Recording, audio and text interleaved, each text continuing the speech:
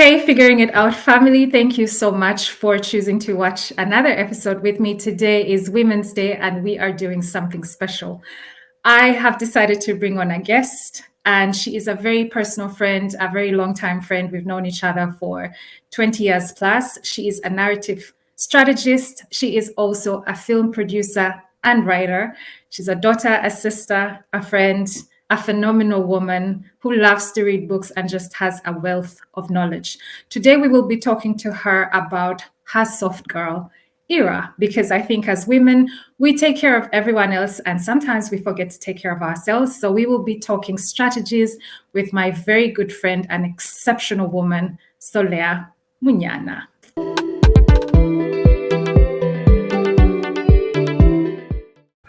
Hey, Solaire. Welcome to Figuring It Out God's Way. I just introduced you to my audience, and I know that they're glad to have you here. Thank you for joining us. Thank you for having me, and hello to the Figuring It Out family. I'm so glad to be here. I have been a long-time subscriber, so I'm really thrilled that I am a guest this time around. Good to have you here, Solaire. You're going to blow their minds away. Solaire, for this conversation, I was just telling my audience that we will be talking all things soft girl era. But before we dig in, I would love to start with a bit of a soft landing. So we're going to do a little bit of an icebreaker. It's more for my audience than for myself, because I just told them we've been friends for 20 years plus. But to start, because you are one of the friends that I know is so in touch when it comes to reading and learning, and you just have an exceptional level of curiosity. So I will start by asking you, what books are you reading this season? Thank you, Aggie. And I love that you have said books as opposed to what book are you reading. You really know me well enough. I apologize, there's a bit of a background sound, but it will pass. So what am I currently reading? I have about 3 books. One I have already read, and I'm reading second time around, as coincidence would have it. I was reading it this time last year as I was feeling a bit lost in life, and it's called She's Still There. It's by Crystal Evans-Hurst. She is an author, she's a preacher, she is an all-round big sister. Reading this just feels like your big sister's talking to you, not in a preachy way, but in a very practical, I'm going to give it to you straight way, but let's pepper it with some love from God. The other book that I'm currently reading that I've been waiting to read for so long is The Garden Within. This is by Dr. Anita Phillips. I love how she talks about emotions and just dealing with that. And there's a beautiful way in which the word of God is revealed to you by reading this book. Last is not by a Christian author, but she is quite a prolific author. She's called Brene Brown. I'm sure most of your listeners and viewers have heard of her, and it's called Atlas of the Heart. And once again, dealing with emotions is a running theme here. Emotions digging deep. So that's currently Wow. Books. I see that they're all hardcover. Is there something special about that, or do you also do digital? I do digital, actually, and I've done that I think last year or the previous years, especially given my impatience when a new book comes out and I'm just constantly going to the bookstore. Do you have it? It's like, no, it's going to take another 4 weeks. And I'm like, I can't wait 4 weeks for this book. I want to read it now. That's how impatient I would get. And for a while, it worked for me. My tablet is only just for reading books. But I think as part of my soft girl era, I missed holding books. I missed having a library that I was building. The books you see behind me, because we're seated, I'm in my office. These books have to do with work-related things. And then I have another bookshelf in my corridor, I'd say, that is filled with all the different books I've read. It's fiction, it's self-help, it's things about, it's devotionals. Bedside, there are more books. In the sitting room, more books. So there are books even in the kitchen, there are books. So I'm just going back to actually reading hardcover books, because I feel the way I read, I don't know if you can see, but I have like little tabs on my books. Wow. So like underlining and going in over things that I've learned. So yes, you can do the same on a digital copy, but I'm like, this is Africa. We have power cuts. Sometimes your batteries will die. And it's just like, I really wanted to read that book, but now I can't because the power is off and I don't have a backup. So I think it feels very old school, just going back to buying hardcover books. Yeah, so that's why hardcover. Love it. And I'm sure there's another book that you probably read on a daily that you didn't show us, which is probably the Bible, right? Yes. I'm not going to say that I read the Bible on a daily. That would be a stretch. Not that it's not possible, but I do get devotionals. They're things that I normally pick up on, or verses that I'm marinating on. I have learned not to speed through reading the Bible. I've learned to just pick certain verses and I sit with them for a while.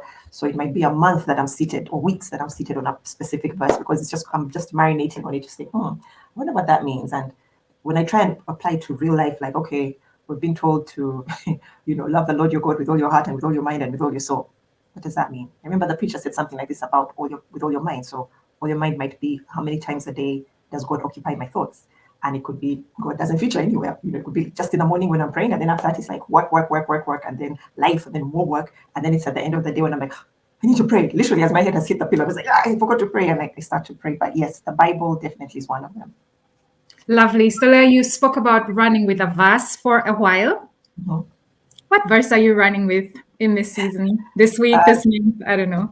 Yes, there are about two that are connected because I'll just tell you the verses and then I'll explain why they've sort of been sitting with me. So the first one is Psalms 139, verse 23, and that talks about, examine my heart, O Lord. I'm just paraphrasing. I'm sure it's not going to be the right one, but examine me, O God, and know my mind. Test me and discover my thoughts. And I linked that to the Holy Spirit, or the word being like a sword, a double-edged sword that can cut through soul and spirit, flesh and bone, and all of that. Now, with Psalm 139, verse 23, I'd been listening to a podcast by Jada Edwards where it was talked about, is it possible for you to renew your mind? And when she talked about this verse, it was just to emphasize the fact that God who created you, of course, he knows you. He knows your thoughts. There's nothing that you can think of or say that he doesn't know. But it is for him to show you because we do not know the depths of who we are. I think a lot of us struggle with identity and what is my purpose? So there's something about asking God, please examine my thoughts and show me, search me and show me. So he's able to unpack and peel back the things that I would say, our heart hurts that we have covered up and we didn't bother dealing with, and years pass by. But because like any wound that you do not treat or attend, it begins to fester and it seeps into all the other compartments of your life that you thought had nothing to do with it. And it could impact the way you relate with your spouse, with your partner, with your children, with the people who are under your leadership, be it in church, be it at work. It could even impact just how you actually do your work, because of a past hurt. You're thinking, I was betrayed one time. And that's probably the reason why you might find out you don't do your work as diligently. You feel like, why should I give my all to work it? I don't feel I'm ever appreciated in the same way. So that would be Psalm 139, verse 23, and then Hebrews 4, verse 12, because with the help of the Holy Spirit, and I'm not disproving therapy, I'm not disproving people doing their own, deep work, but imagine having such an awesome help as the Holy Spirit who's just like, look, I'm going to cut right to the heart of it, and I'm going to show you what it is. And not only show you, but I'll also let you know how it is that you can actually recover, or how you can be restored. So those would be the verses that I'm marinating on. I think I've been marinating on them for close to a month now. I think month of February and now into March, and I haven't moved on. I'm still on them because I'm like, there's still more to unpack here. Oh, so beautiful. I will come back to that because you just said something that I think we can, unpack in the soft girl discussion. But before we go there, you said hurt hurts. So I will come back to that one. But before we go there, what song is on your playlist at the moment, like on replay? What song are we rolling? Yes. The song that is on replay, not by choice, by the way. My car radio just got stuck there, and I've been trying to figure it out. I keep trying to figure it out, and it's just too much work. I'm just like, I'm pressing all the buttons, and it's one of those digital things, and I'm just like, I miss the days of CDs and things that were easier, where I could just skip and do the necessary. But the one that I like is Coming In Hot. It's by Andy Minogue and Lecrae. It's my song that gets me hyped up. Whether I'm having a very blue moment, I could be in the car, I'm just chilling, just sort of going, life sucks. And then I just put on that song and suddenly it gives me this extra swag, this extra oomph, where I'm just like, you know what? I'm a pretty cool chick. I'm a hot chick. If I admit I am a hot chick, because it is that kind of song that sort of shows that, yes, I'm flawed, yes, I'm a Christian, but I'm still one of the hottest things out there. And I really like that it's done in a very, it takes me to a throwback of gangster rap that I grew up on, that I love, that bravado and, hyping yourself up and just saying, look, the world might be against you, but you've got everything covered. And with this song specifically, it's just saying, God's got my back, so who am I to be afraid about it? That's the vibe I get. That's powerful, right? God's got your back. That's super, super powerful. So you talked about hyping yourself up. For me, that feels like a really nice transition to soft girling, because sometimes you can hype yourself up with music, other times you can hype yourself up with gentleness. And you and I have been having conversations, I think it was in November, And I was talking to you about how I feel so exhausted and I don't know what to do with my body. And I'm noticing that I had ignored it for a long time and it was showing me all the signs and symptoms. And then came the soft girl conversation. And I think that it is so worth it on Women's Day for all of us girls and women and everything in between to pause and just see ourselves and soften up on ourselves. So can you just like share, how did you get to this space? What are you doing? What does softness look like? And so on. Okay, so I also think that I didn't come up with the soft girl era. I think somebody else did, and I must have picked it up and ran with it. But soft girl era, I came to it because I was coming out of what I called my sad girl era. Now, you know, I'm in media, so I tend to be a bit dramatic, and everything must have a title, you know. There must be an episode. What episode is this? That episode was the sad girl era. And sad girl era was really a time of, it sounds sad, but it was actually sad good. There was an unraveling and healing that was taking place in my life, and it was sad in the sense that I couldn't rush through it. I had to get through it, but it got to a point where I was like, "Listen, when are the end credits rolling? Like, I need to hear the theme song so that we can wrap this up and move on to the next one." But I kept realizing I couldn't rush my way through it, and I had to take my time to get through it. But once I started to come out of it, I had to figure out, okay, what am I stepping into, and to claim that, not to just say, oh, just keep referring to what was in the past. Sad girl era. Just like, so, and I think it was a friend of mine, a dear friend of mine, Mariano, asked me, so what is this next era? You know, what left sad girl, what era are we in? I was like, I think we're in the soft girl era now. And soft girl era, you can define it for yourself, whichever way you might choose. But I just felt that I needed to give myself a little more grace entering this new season. And it involved how I spoke to myself in my head. Everything started with my mind. What was the narrative that was running in my mind? Did I give myself enough grace when I, for example, woke up late? And, you know, maybe I'd intended to wake up at 7 and go to the gym and then go to work. And then suddenly was like, oh, no, actually, I've woken up at 9. The sun is out shining brightly. And, you know, everything has sort of, the day has already started. And not to start off by saying, how could I have been so stupid? I shouldn't have overslept. I should have had an alarm. You know, it should just be, you know what, Solaire, it's okay. So we woke up a bit late. That's fine. Maybe there's an intention. It just gives us more time to have some coffee and then we can do this. Everything is okay and you'll be able to achieve everything.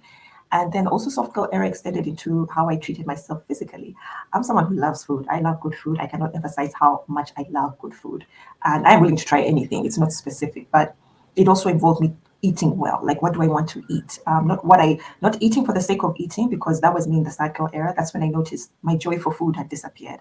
And now in soft girl era, it's like, oh, you know, it's been a while since I had a stir fry, you know, with the colorful vegetables. I think I'll eat that.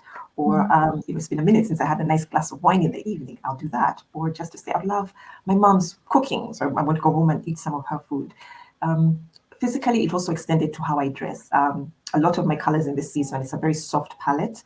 It's just today that I've worn this very bright head wrap, but which is really beautiful, by the way. Thank you, Aggie. But most of my colors in this season are very soft. It's soft grays, it's the pastels really, and it's loose flowing clothes. I don't want anything constricting or anything that's going to have me sucking in my tummy and be like, they must catch me at every angle with a flat tummy. It's just like, the season's all about flowy, loose fitting clothes, still stylish. And also when it comes to working out, my workouts in the past used to be very high intensity. You know, it was about dance class and aerobics and kickboxing. I was like, I think I'm going to go for a walk on the treadmill and I'm going to do that for 15, 20 minutes and I'm going to listen to a podcast. It's going to be maybe at a steep incline to give me some resistance, but I'm not going to push. And you know how it is when you're in the gym and there are like 5 rows of treadmills and everyone's going at it at full, you know, like they were saying bolts and sweat's flying everywhere. And it was like, ugh, gosh, you know, there's all that happening. But I just decided to lock myself in my own world. So I normally have my podcast ready. I step in there, take a deep breath and just start walking slowly. And it's just to tell myself, this is a marathon, it's not a race. And I'm going to be able to take a pause every now and then when I need to. And just to conclude, soft girl era also does involve me listening to my body. I have to pay attention. I really have to pay attention to that gift that God has given us. Your gut, you know, there's that feeling that you get sometimes where like something's not right, or I didn't quite like this, whether it's a physical interaction with someone, or if it's at the end of the day, if I start noticing, oh, my head is hurting quite a bit, you know, my neck, my back is starting to hurt, my muscles feel stiff. You say, did you drink water? Have you stretched? Have you gone outside and, you know, just enjoyed the sunlight? Thank you for drinking water. So those are things that are part of the soft girl era. And of course, to crown it all up is speaking to God almost at every moment. So I'm having conversations with him all the time. And I love having conversations with God in the car as I'm driving. I start talking and I'm just like, you know what, Jesus, that thing was crazy, right? The other day, and when this person said this thing, did you quote that, right? You saw what they said and how this. So I wasn't imagining things. So I'm having a full-on conversation with him. And somewhere, somehow, I do get a response. I will get feedback from what I've said, like, yeah, but you were out of line. You also raised your voice. Or, yeah, she really tried it. Or, a joke will be cracked. A thought will pop up that will make me laugh. So that's all part of my soft girl. And maybe one last thing, it would be ensuring that with the narrative in my head, it's very, very important when I'm speaking gently to myself. It's also important that I do not compare, to start looking around and saying, but everybody else is doing, why aren't you doing this? And why? Limiting my time on social media is very important, and limiting who I follow on social media is very important, because just because we're grown doesn't mean that we are not, we're not fallible. Peer pressure is still a real thing, even all the way into adulthood. So being able to say, everyone's in their own lane, everyone's doing their own thing, I have to focus on me, and I have to be okay with that. So yeah, thank you for that question, Aggie. That was just so deep. Like, I'm going to go back into some of what you shared so we can peel it up a little bit more. The treadmill. Yes. I find, and I'm judging you, but I'm doing it in a very positive way right now. I find it so strong to be in a space and everyone, like, let's say 90% of the people in that space are doing one and the same thing, right? They're all running super fast. Yeah. But I find it so strong that you can be in that space and you can say, it's okay for them to run, but I'm going to walk because that's what my body is telling me. And I think that is so powerful. Could you speak a little bit more into how did you get there? Because a lot of people find it so hard to do them, right? Like to do themselves, that Yeah. state, do you and Do I you, do. boo boo? Yeah. Do you, boo boo? I'll do me. Exactly. And I feel like in that space, you're doing you, right? You're listening to Solaire, you're honoring Solaire. How did you get there? Because not everyone is there. It's so hard to get there. And it's so hard to be in that space and be like, I know I'm being slow. I know I'm being different. I know I'm being unique. And it's Yeah. okay with me. Yeah.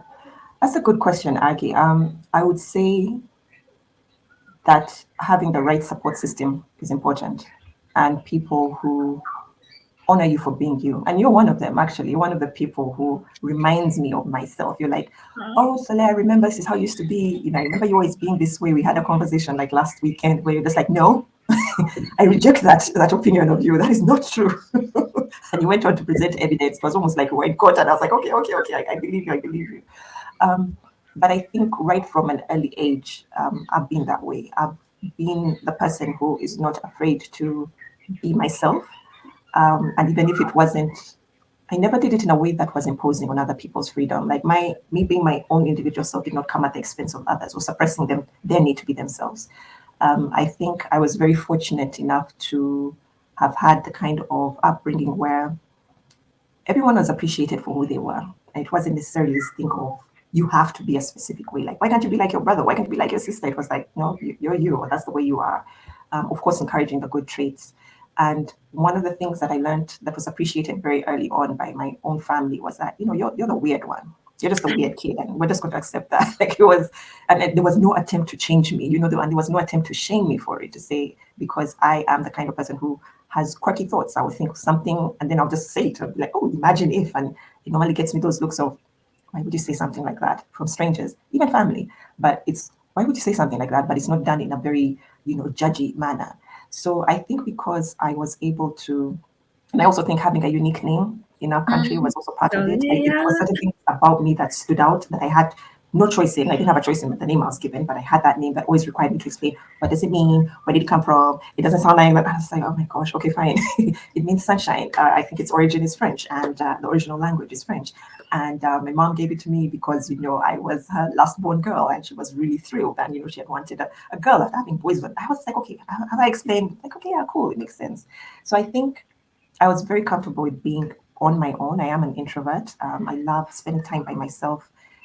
It really doesn't, it's my way of recharging, and it doesn't bother me at all. And I think as a result of that, I'm able to be in environments where I'm not doing what everybody else is doing. And that's not to say peer pressure doesn't get to me. Every now and then I will look at certain things and be like, should I be doing that as well. Like I'm thinking, everyone's doing. Should I be doing it? But once again, support system. I've had friends and family who say, no, take your time. If you don't feel it's the right time for you to do certain things, don't do it. Don't do it until it feels right. And I think having that foundation has helped me to move through life where I'm not particularly moved by what everybody's doing, but also being very mindful that I know myself well enough that certain things will start to impact me, so I stay away from them. And I try to keep my mind off of them. It's not an easy thing. You have to train yourself to do it. I tell people, if I'm trying to stop thinking certain thoughts, the way I'm seated in this room and there's a door over there, I picture the thought like a dog walking into the room, like an actual person walking into the room, and I have to kick them out and say, "You're not welcome." You're like, "Get out, get out of the room. You're not allowed in this space. This room is sacred. You're not allowed to get in here." But it requires awareness and being able to check myself. So that's how I've been able to do it. But it requires practice, and every now and then I forget, I slip up, I might fall into the peer pressure thing. I think, oh, I'm supposed to, and then I'm just like, but is it really what you want to do? And then I'll be like, no. Be like, okay, then set it free and let it go. It wasn't meant for you. And it also matters that, giving the gym analogy, I go to a gym where I know most of the people I work out with. So anyone I see, I know what there are people who are training for marathons there. There are people who are pro athletes in there. So I'm not really bothered because I'm like, I'm not even close to your level. Like I'm a baby as far as you're concerned. So I'm not even bothered by that.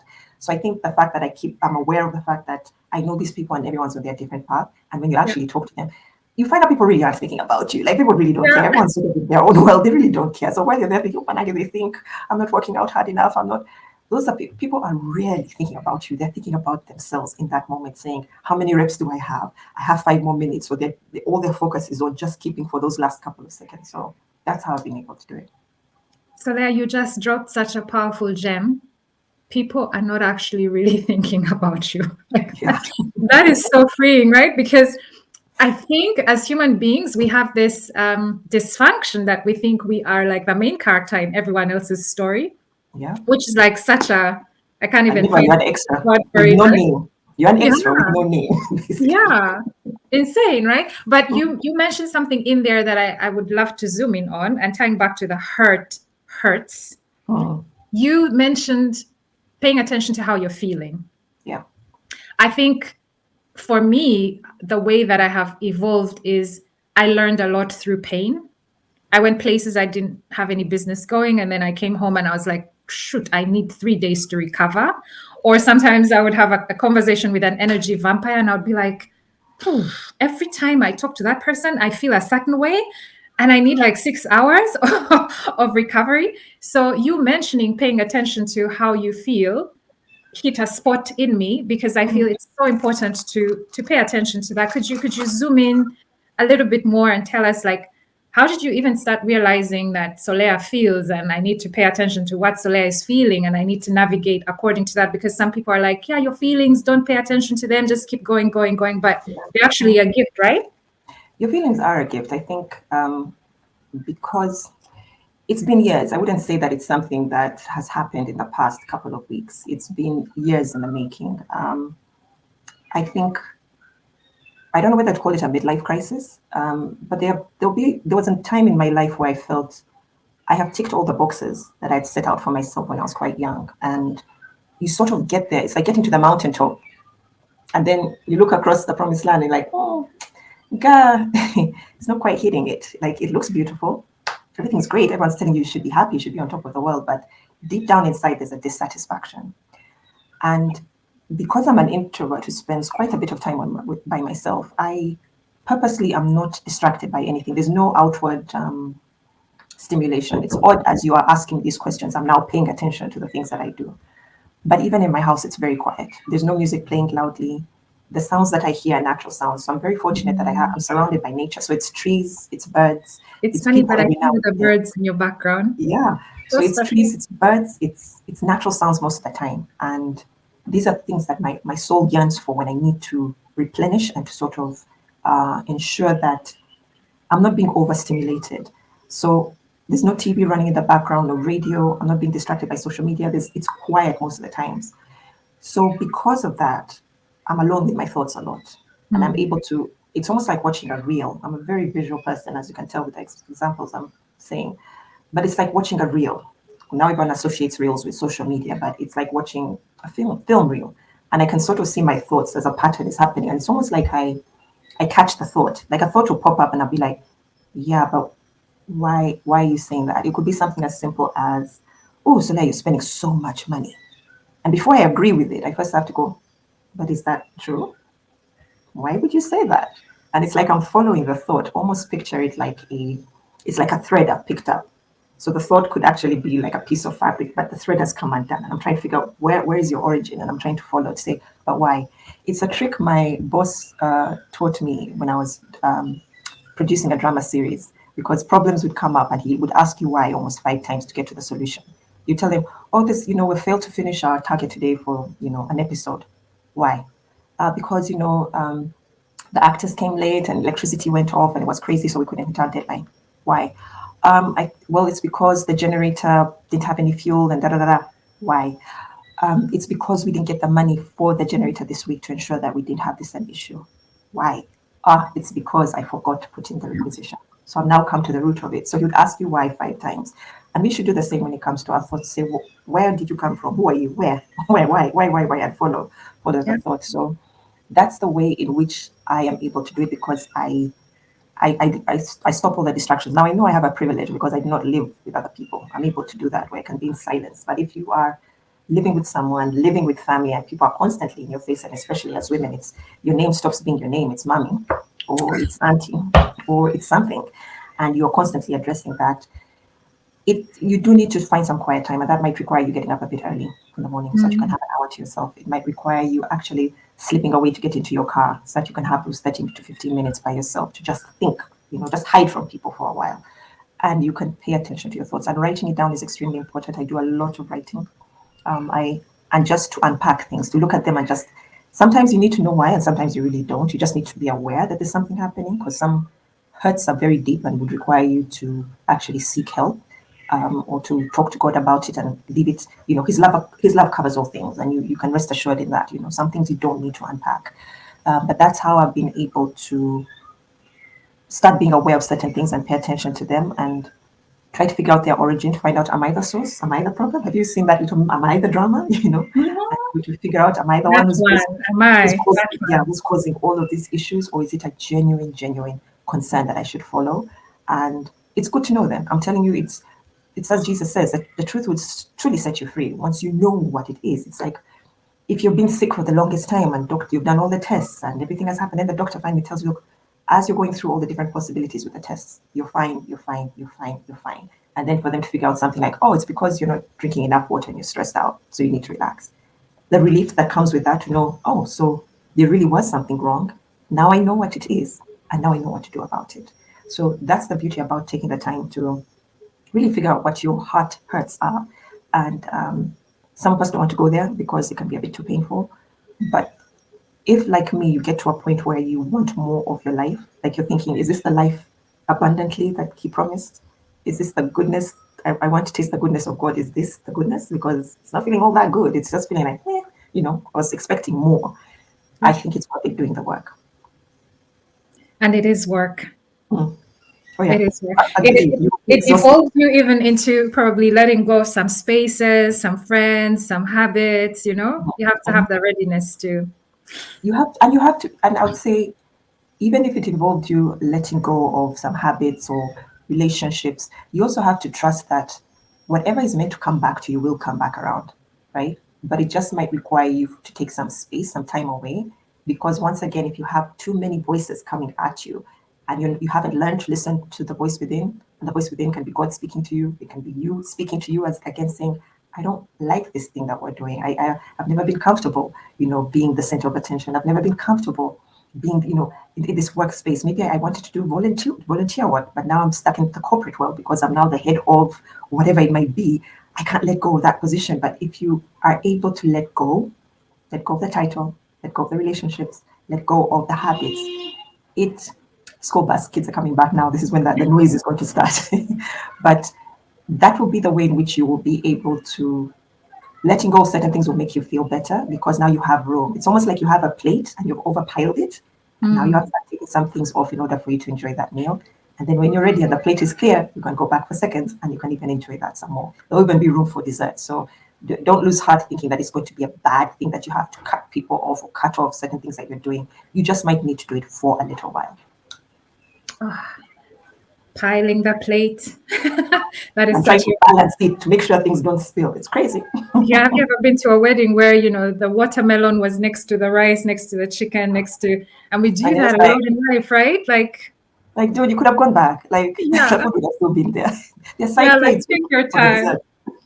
Yeah, yeah, straight. And you know what? The funny thing is, we can look at that person and go like, "Why are you like? What's the problem? Why are you piling your plate?" But we do it in different ways. We say yes to this occasion, say that yes to that opportunity, say yes. We stretch ourselves, and it's more or less the same thing, but in a different kind of way. Thank you for bringing that up. I think that we can take that away and marinate and keep checking ourselves as we go through life. So, Leah, you mentioned something about checking boxes.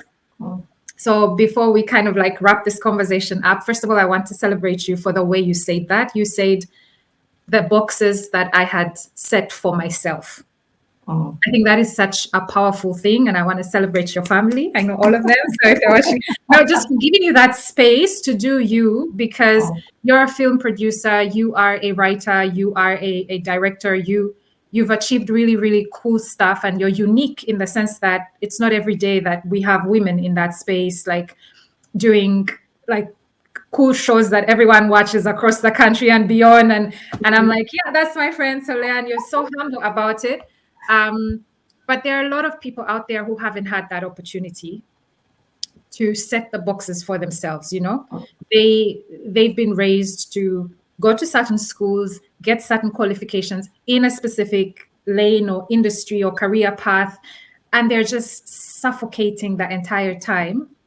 And they had to marry at a certain age, they had to have had kids by a certain age, it's a must do, have to, but it's not dictated by them, but rather by everyone else. But I think the parallel there is that you set these boxes for yourself, and that's such a huge privilege. But you also got to a point where you're like, is that it? There must be more, right? And I think these people also get to a point and go like, okay, I've done everything daddy wanted, mommy wanted, the village wanted, and I feel like this is not it. There must be more. Could you talk to us a little bit about how you pivot, like how you bring back the excitement and the juice and the joy when you feel like, okay, I've done it, tuck, tuck, tuck, tuck. Now what? Hey, that's a tough one. That's a tough one because the answer is going to be very simple, but not easy. So you have to figure out who you are, because who you were 20 years ago, before you had the children, before you got the job, before you achieved the degree and all the accolades, is different from who you are right now. And there's no sense trying to go back. We're not God. We can't turn back time and say, man, if I had a second chance, I would do X, Y, and Z. So give yourself that grace to know you can't turn back time, right? The good thing is that you being uncomfortable right now is an extremely good sign, right? That's a good problem to have. The fact that you are looking around going, is this it? Surely there's got to be more. It's almost like you have been sleeping and you've woken up. It's like being in the Matrix and suddenly you've been unplugged, like how Neo was unplugged and then he's shown what the real world is like.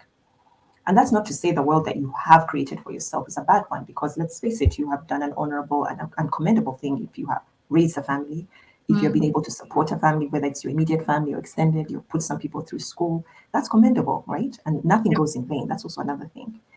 But because now you're well aware that time is moving and you want to do something, start to get to know who you are right now. And it's as simple as trying to figure out, do I even like the food that I'm eating? Do I like it? Are you just eating it because, you have to keep surviving and there's really nothing else for? It's always what you've been eating. It's matoke and rice and beans every Wednesday. Let's eat that. Maybe you want to try something different.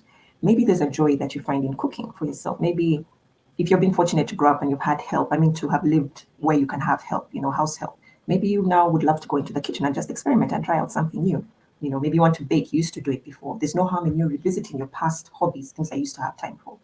But just try and figure out, do I even like that? Does it spark joy, as Marie Kondo would tell us? Does that actually spark joy? So it just means you becoming self-aware of who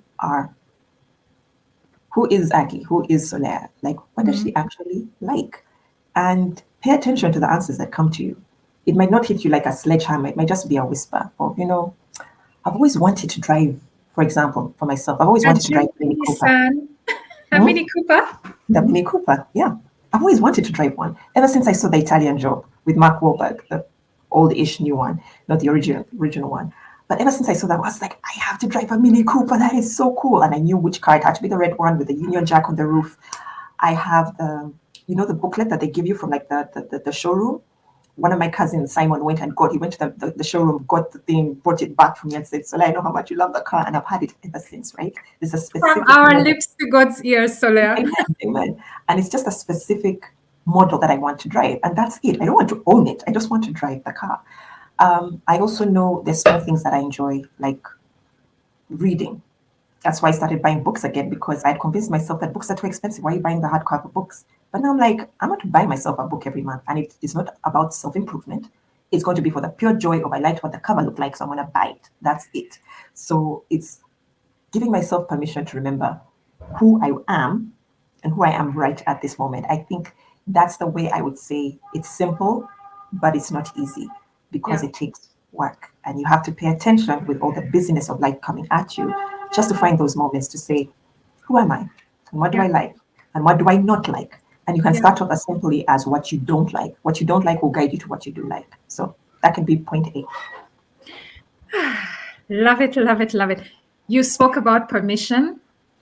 I've been going through life asking myself, who are you asking? Who are you asking for permission to do this thing? You know what I mean? What Like is it? when you have that internal conversation, you feel like I can't do that. Yeah, who says? Who is it? You or is it someone else? You know? Mm.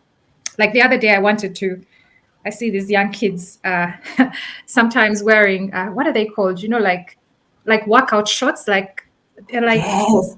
with a jumper and like totally getting out of the house with a side bag and so on. And I was And like, you're like, in which I like world would that I be look. walking out like this?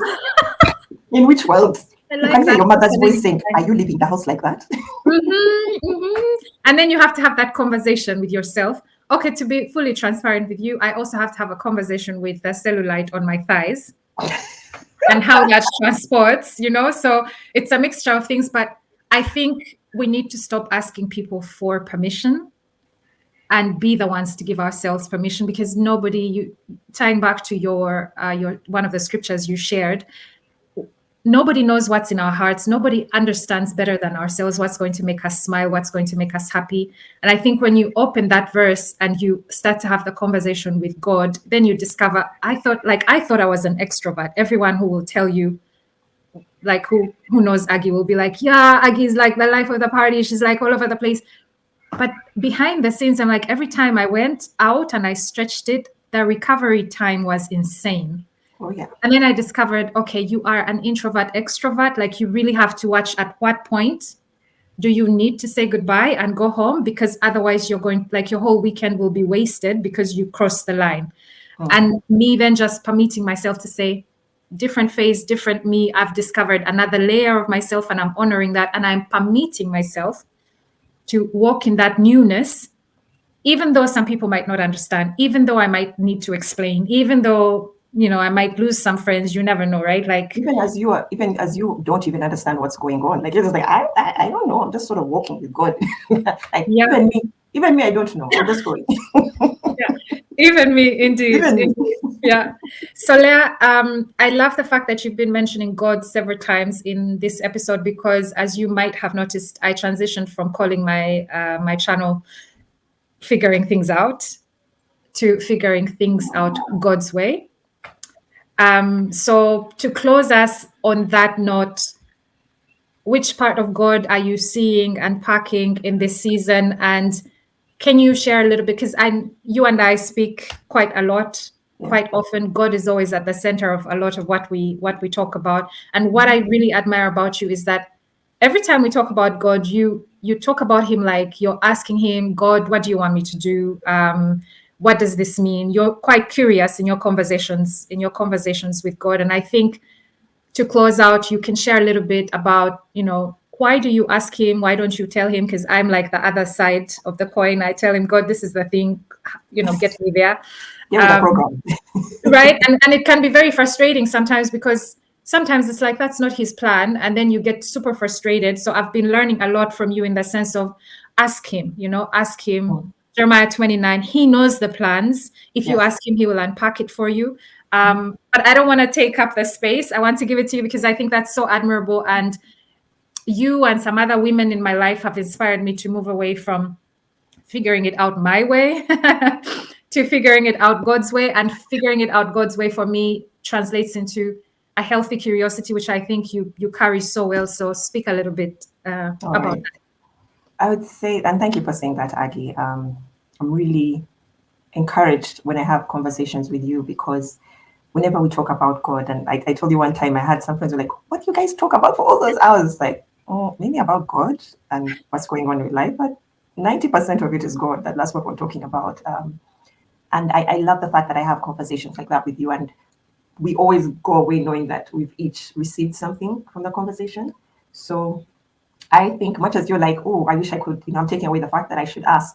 I'm also taking away the fact that maybe I should be hinting. Like, let me not be too general. I want specifically this. Please make out, like this is the thing. Let's not make it broad. Let's make it specific.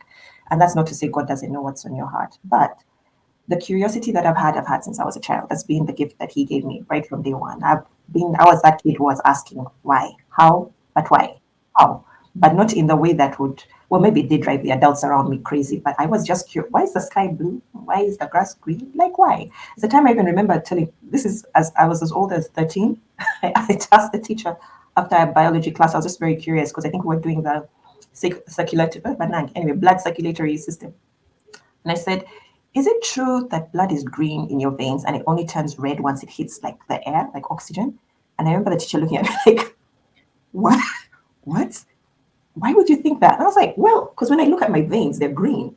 So surely the blood is green. But when I cut myself, it comes out red. So maybe it's one of the things like when air hits it, it turns red. And that would have been much cooler. I wish he had just said, yes, that is true. Because who would have disputed you? Would have been like, man, your blood is green or blue in your veins. Yeah. But I think because that curiosity, I felt very safe taking it to God because it felt like, well, you created this stuff. Whatever it is I'm thinking about and I'm curious about, you're behind it. So you tell me why. Like, why hyenas, for example, or elephants, or humpback whales? Why did you think about creating all these things? I mean, the book of Genesis talks about, he talked about the land animals and the sea animals and the birds of the air. And I'm just like, but what? There's so many species and the flowers, there's so many colors. Why would you think of that? So I think because I would constantly hear your ways are not God's ways, God's will is being done, if it's that way. And it would normally be under very tragic circumstances that I would hear that statement. And it used to rub me the wrong way. Like, why do I have to accept it just because God says, right? Like, just because you're telling me God says, accept the tragedy, I should accept it.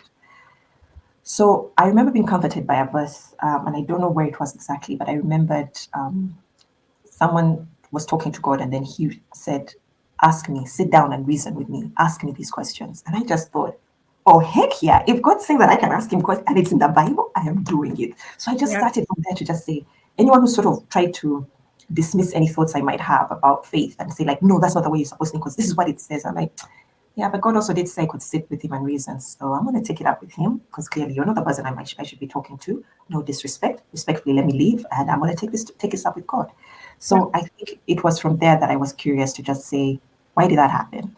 Why did life have to turn out like this? And why did I have to experience that pain? What was the purpose of it? Why did I'm a good person, Lord. Why did I have to go through that pain? That person's been trashed their entire life, man. They don't even know you. And they have blessings all over them and their family. Like, what's going on here? And I have come to learn a lot about God in terms of sometimes the suffering that you're going through is meant to be a testimony for somebody else. It's to encourage them. And I tell you, that was the hardest one for me to accept. I was like, so I'm like a movie for them to watch to be like, I learned a lesson? Like, how am I there for their entertainment? Like that doesn't make sense. But also knowing that my suffering is meant for there's a much bigger purpose. And that's the reason why I have no problem talking to you or to other friends, about having gone through tough times to say, look, I'm going through this. I'm still in the thick of it. I hate that you're witnessing it, but there might be a reason why. Because I no longer just answer the question, how are you? I'm fine. You ask me how I am, I'll first take a beat. I wonder, is this the person to tell this bit? And I'll be like, it's been rough. It's been rough, a rough couple of months. And if it's a safe space and the person is not trying to plaster or just say, oh, don't worry, tough times never last, tough people do, or God will see you through. If someone doesn't do that and dismiss it, and actually, and even doesn't have to be the person who has the solution, but can just give me the space to talk about it. I think that has helped me tremendously. And for the person to say, you know what, I was going through a pretty rough time myself, but just hearing you talk about that made me think that. And I'm like, oh, so this is what he was talking about my pain being an example and a testimony. Got it. And as much as I initially resented it, I now am appreciative of it, because I'm like, if my life is meant to be a living testimony, who am I to say otherwise? There could be something much, not that there could be, there is something, better days are up ahead, but I still want to be able to move through my days with ease and joy. That is my constant prayer. No matter what I'm feeling, maybe with ease and joy, not fake happiness of, I'm fine, everything's great, but today sucks, but God is still God, and God is good all the time. That's his nature. Let's keep moving. So that's how I would say I've been able to navigate through this time, and I'm still learning. I don't want you to think that she's got it covered. No. So that's how I'm able to still come to him and ask and just say, just tell me why. What was the point of this? Like, let's let real talk. Tell me why. When I started talking to God in a very real way, like my friend, when I'm in pain and I'm just like, I don't even have the words to tell you right now. Sometimes my prayer is as simple as help me. I don't even know what this is. I just need you to help me. Help me get through to the other side. Just help me. I don't know how. Maybe there's a way in which you want to do this. Let's go with it, but just help me. And then also just to make sure that my heart posture, am I receptive to the thing he's going to tell me? The times when he tells me to do something, I'm like, I don't want to. I really don't want to do that. I don't want to do it. It's just like, you have to go and do this thing. Like, it's a very gentle voice. Go and do this thing. And I was like, no, don't want to. Do it, Solaire. No. No way, not today. But I find a whale coming for you, the Jonah moment. I'm just like, Lord, let's just hit pause on that one. I know it's your idea and it's probably great, but I don't want to do it right now. So it's yeah. Oh, he's being very nice with this sunlight as the sun is going down on my side. But yeah, so I think that's how I've been able to maintain a very authentic relationship with him now, because I'll tell you, it has not always been like this. It's been very bumpy. But I'm very glad that in this season, in the soft girl era, it's all about, let me get to know you for myself. Let me get to know you, that I can speak with such surety when time comes that someone says, but how do you know he? I'll be like, let me tell you. If I sit down, let me tell you something about this Jesus of mine. Let me tell you. So I think that's the great part about this season, that I'm still someone who loves to listen to rap music. I'm still someone who likes to dance, to watch movies. But I'm very much aware that now I know, I'm very conscious of what exactly are you consuming, because this is going to impact you maybe a couple of hours from now, maybe a couple of days. Am I actually paying attention to the voice that tells me, put down that book, or turn off the laptop, just take a moment, go walk outside, stretch. There are times when God tells me, stretch. Can you believe? Go and stretch. I'm like, I don't want to. I'm still working. I have a deadline. Are you kidding me? No, I'm working. And it's just like, stretch. I beg, get up and stretch. He'll tell me to do that. And I'm just like, man, I can't even believe you're telling me to stretch of all the things. I thought you were going to tell me to go out into the world and preach to your people, stretch. But that's right. We're always expecting it to be like something super, super deep that God wants to say. But yeah, sometimes it's so simple and yet so impactful. True. Yeah. Very true. Solaire, health of the gut, the intestinal gut is like the big thing for me right now. Obviously, we've hit the fourth, how do they call it? The fourth floor? That term, fourth floor, but we roll with it, fourth floor. Okay. Yeah.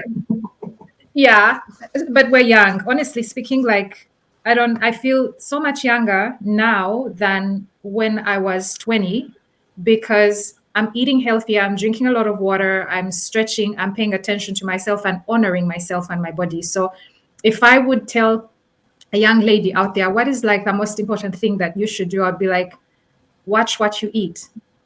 Like, give your body good food, give your body good drinks. That's like, for me, the most honorable thing that you can do for yourself. It's tremendously changed my life. The people who know me know I was probably 35 kilos bigger than I am right now. It's been a journey, but I sleep better. I feel better. I feel proud of myself in the sense that I'm paying attention to what went in and how did it make me feel and what's coming out. So that would be my advice to someone who is out there. But I want to hear, what would you say to someone out there who's like, what's the thing that, is most important for you right now in this season, having gone through everything that you've gone through, and you're softening up? And is it read a book? Is it stretch? Is it exercise? Is it save more money? What is it? For me, it's keep a healthy gut. Do not be okay with having a big belly. It's a sign something is going terribly wrong. And don't look away. And the only way you can fix it is by putting in good stuff into your mouth. Yeah. What's yours to close out? It will be similar to yours, but different now. It will have to be with watch what you read and eat. I mean, watch what you read and watch. Yes. What you consume for your mind is extremely important. I think we're so amazed by AI, right? And AI is fascinating. Everyone's like, oh my gosh, can you believe we have, a self-driving car? We have, a plane that can take its, self-flying plane or whatever it might be. Got ChatGPT and all these things, but you do realize that you are the blueprint. You are the original. Think of what your mind goes through. If you've ever driven in Uganda, India, I'm trying to think of countries where people talk about the traffic and they're just like, sweet Lord, if you survive, you're a hero. But imagine all the calculations your brain has to make in order for you to drive safely through a city, to navigate that. But because it doesn't matter to you, you're just like, yeah, I just do it as second nature. It's not a big deal. Yeah. I think we have to realize that the mind that God gave us is amazing. And so amazing to the point that we create our own worlds. That's the God gift. You can think it, you can speak it, and it can happen. But it does matter what you're putting in it. So whether you decide to put in something negative could be, I was born in the wrong family, born in the wrong country, I'll never amount to anything, life is so hard, it's so difficult, the economy is terrible. Now, these things may be true, but what you're creating in your mind in order for you to navigate in the world is extremely important. If you walk around feeling defeated, it has started from here. Yeah. You got up in the morning and you just went, another day to get up to go to work. I hate my job. How in the world are you going to have a good day after that? Yeah. Let's say you're justified. You have a terrible boss, for example. And we've lived through some terrible bosses, Aggie. Yeah. You will think to yourself, my boss is terrible. This is true. I have a terrible leader. But maybe I could find a way to either shift departments, move out. Let me actively start looking for a solution. What can I do? I can either move out. You could have a discussion with HR, but it also depends. Is the boss actually the owner? HR is not your friend. There we go. Yeah, sort yourself out. HR is not your friend. It's because you might be in a situation where the boss is the owner. And even if you go to HR, then what? They can't fire the boss, the owner. So you might have to think about, how can I relocate? Let me start thinking about taking care of that. Because these things have a way, the same way when it comes to your body, it has a way of also eroding your mind. And you have to maintain the three parts of you that you have to maintain. I interviewed someone a while ago, I think it's called Isaac Mulindwa. And he was known to be he still is, he's still around. Oh, look at me killing off people. To be quite a young, vibrant person. And I think at the time he was probably in his 40s. And everyone was like, he really loves and enjoys his life. Like, this is someone who just enjoyed his life. And I asked him that question. I was like, what makes you enjoy your life? And he said, what? You should never lose three parts of you. The first one is the child in you. Child in you who is curious about those things. Why is the sky blue? Is the grass green? I wonder why. That childlike wonder about life. The second is the teenager. Teenager who wants to drive the fast car, who wants to wear the flashy clothes, who try the latest makeup and the latest dance moves, and go out and have fun with their friends. That's one person you shouldn't lose. And then the other one is the adult who has to pay taxes, who has to get up in the morning to do a job and do it well, and just be responsible. So he said there's a time and place, but never lose them. He said some of us, once we become adults, we forget the teenager and we forget the child. And that's why it becomes so hard. You're like, you can't allow children, you can't allow people room to be curious, right? As a child, because you need that in the workspace. How am I going to come up with a new idea if you're telling me the idea you had was very childish and you have a limited budget and I don't see why you're coming up with all these silly ideas? And I'm like, so you just kill the creativity in the child. Or the teenager who's just thinking, you're thinking you want a new promotion. How do we get this new product out there? Let's say you work in insurance. How do we get this new offer that we have out there? And the person comes up with a crazy idea. We could do this. We could shoot an advert like this. And it could be, and it's like, oh my gosh, that's so juvenile. You've lost that part of yourself. So I think it's important that you maintain all three. Don't lose that. Don't lose that side of yourself. Don't lose the child in you that loves to play, because we all need play even at this age. Just try and think, filter it through what's going to enter your mind and be very mindful of it. Mindful of the novels that you read for entertainment, of the movies that you watch, what you're watching on social media. Because these things start to become true the more you watch them. You start to think, that's the way I'm supposed to behave as a woman. And algorithms feed you more, right?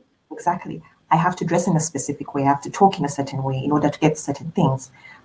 Or, hustle culture, which is also another thing that we should be very mindful of. What's important to me right now in this season is rest. Rest, rest, rest. I have to, it has come down to as simple as me putting a timer on my phone. 20 minutes for work, 10 minutes take a break, because I can get lost when I start writing. I have to sort of jerk myself out of it, and that's the way I've been able to do it. And it's not 20 minutes of rest and go on social media. Get up from my desk, walk somewhere, walk out into the garden, walk into the kitchen and fix myself something to eat. Nothing on a computer or screen. And then 10 minutes later, come back and pick up from where I left off. So I hope I have answered your question. Yes, you have. Yes, you have. And Solaire, you are a creative. Tell my people where they can find you, what you do, how you can be of help to them beyond them just seeing you here on this episode. Lovely. Okay, you can find me on LinkedIn. That's where I am. A lot of the times, I practice what I preach when it comes to limited social media, where exactly I can be out there. But my LinkedIn is very much public. That's why I love to connect with people. I am a narrative strategist. So what I do with the skill set that I have is that I help people tell their stories, because as you probably heard from Aggie and I talking, the narrative within is extremely important to me. And that's something that I train on, that I want to make sure more people can understand that power that they have. So I am Solaire M on LinkedIn, or Solaire Munyana. You can just look me up. I'll have a wig on when you see me, so don't be wondering how come I'm not seeing her with a head wrap. I have a completely different hairstyle there, but you'll know that it's me. And you can follow me also on Twitter. I am Solmun, SOL, then MUN on Twitter, or X as we call it now, and that's where you can find me. And yeah, it's been a real pleasure, and I'm hoping that what I had to share was of use to you. I'm also on YouTube. Oh, forgot, the narrative strategist. I was about to put it in there. Narrative strategist on YouTube. You can look me up. I do teach people on YouTube how to tell stories. Wonderful. Thank you so much. Solaire, you are an encourager. You are an amazing friend. You hold space for people. You are very present, very real. It's been 17 years since I left my homeland.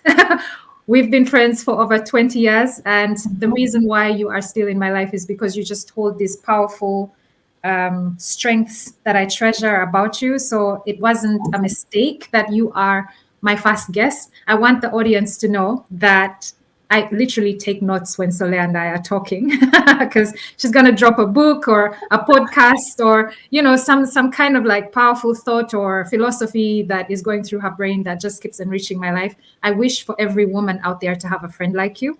And I want you to stay amazing. Thank you so much for having been my first guest. Please, Lord, continue to shine your grace and love and light upon her and keep her amazing. Solaire, lots of love. Thank you so much. Stay sunny, sunshine. Yes. And thank you, my hero. yeah, thank you for being such a blessing. Take care. All right. Bye. Bye-bye.